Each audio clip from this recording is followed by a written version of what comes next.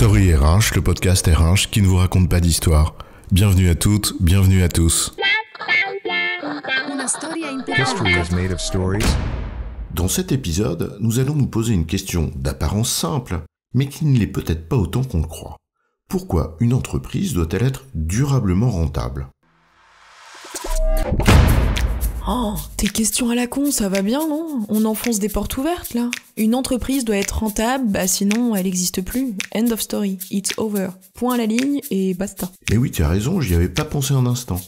Mais une fois qu'on a dit ça, on n'a pas dit grand-chose en fait. Que nenni non point, on a juste enfoncé une porte ouverte avec une réponse facile.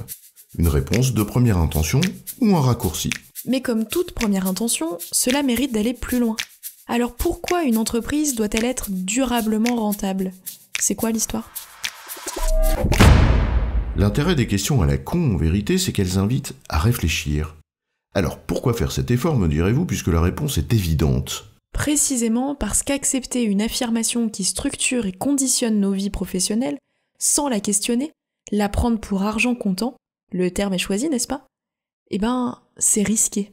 À ne pas voir plus loin que le bout de son nez, on finit en effet par se laisser mener par le même bout du même nez, mais par les autres. Donc on pose le premier jalon de l'histoire en essayant de comprendre la notion de rentabilité. Spontanément, on comprend ce que ça veut dire. Plus de rentrées que de sorties. Pas dur. Pour être plus précise, la valeur de ce qui sort doit être supérieure au coût de ce qui rentre, et de sa transformation. Avec une formulation plus sérieuse, c'est ce que dit la Banque de France. Je cite. « La rentabilité des entreprises, en rapportant une mesure de résultat à des moyens engagés pour les obtenir, est une mesure de leur efficacité. » Cette représentation mérite d'être creusée aussi, surtout si l'on se demande pourquoi l'entreprise doit être rentable dans la durée. Allons un peu plus loin donc dans la proposition de la Banque de France, qui distingue quelques lignes plus loin, je cite, « rentabilité économique » et « rentabilité financière ». La première, la rentabilité économique, c'est en substance l'efficacité de ton processus de production, indépendamment des modes de financement.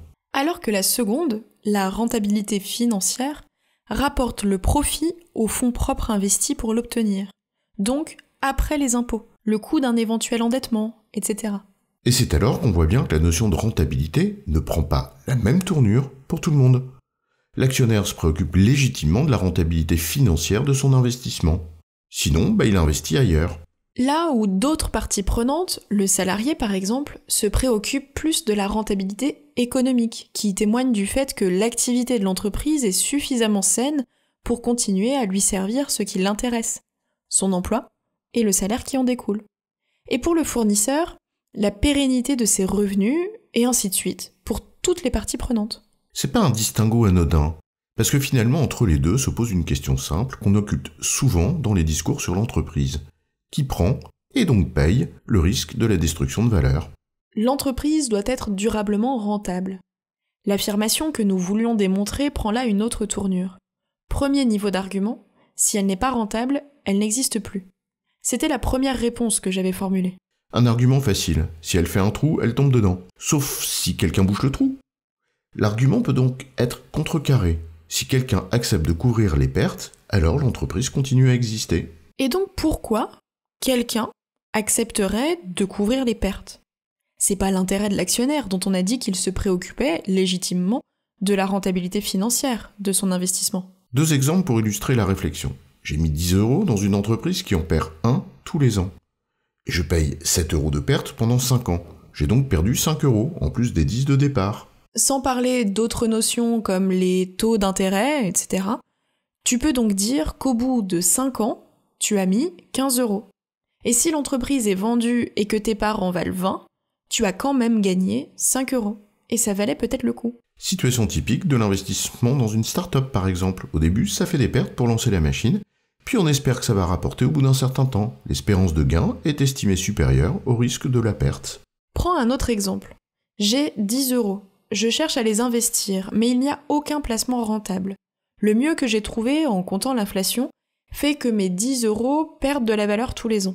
Peut-être que de combler alors les pertes de l'entreprise dans laquelle j'ai investi est marginalement plus rentable. Prends un dernier exemple.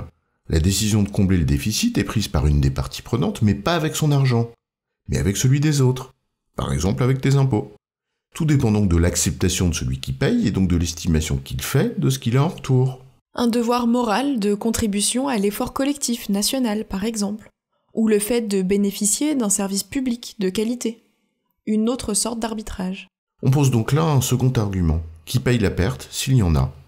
Et on voit que la question du durablement rentable devient centrale.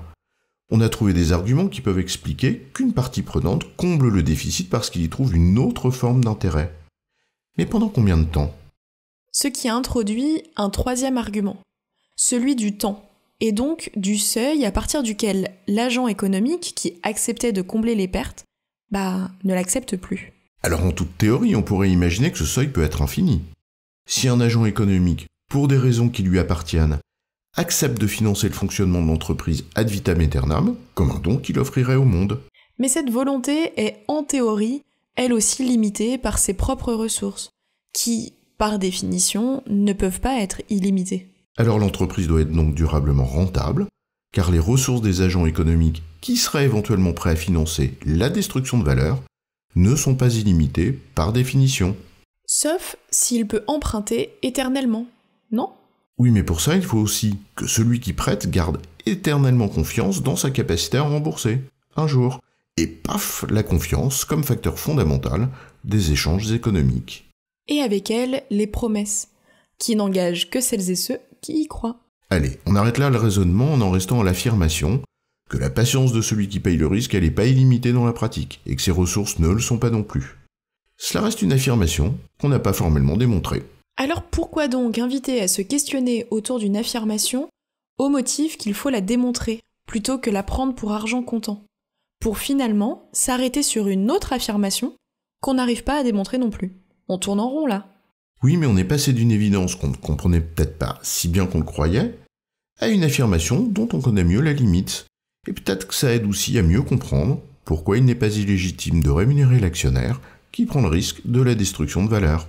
En résumé, une entreprise doit être économiquement rentable dans la durée, car les ressources des agents économiques qui pourraient accepter de payer la destruction de valeur ne sont pas illimitées, par définition. J'ai bon, chef ? Oui, tu as bon, mais on va pas en faire toute une histoire.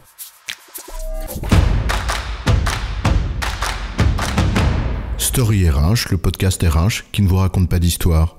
Retrouvez tous les épisodes sur storyrh.fr.